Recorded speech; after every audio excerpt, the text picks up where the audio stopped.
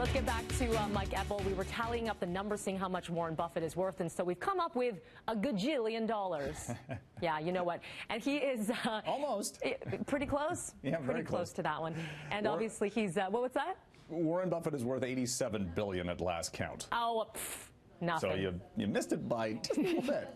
I don't think mine was even a word. We're talking about his actions in Apple, buying up some more shares. So where do things stand right now with him?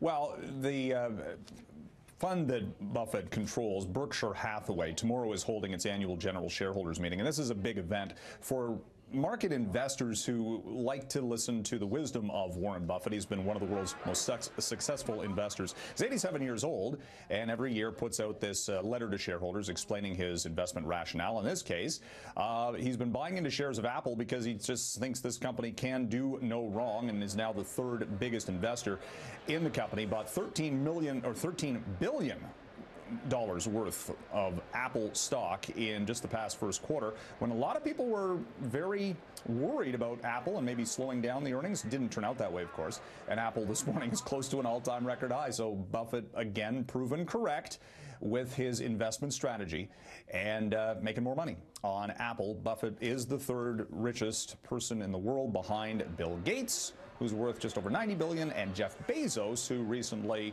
crossed the $100 billion threshold in net worth because of the success of Amazon.com.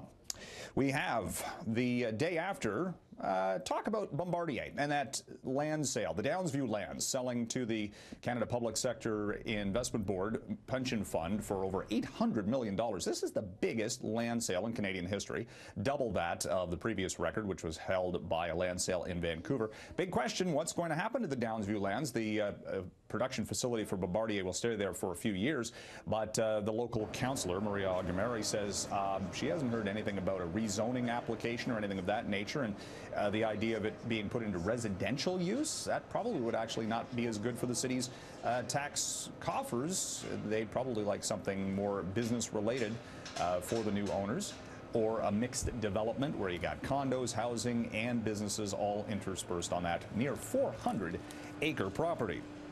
We have this morning coming up some key U.S. economic statistics. Unemployment data for April. Will the U.S. unemployment rate fall to a near historic low of 4%? That's the forecast. That could, again, indicate a booming U.S. economy and the need to raise interest rates. So that's going to have market fallout today on that.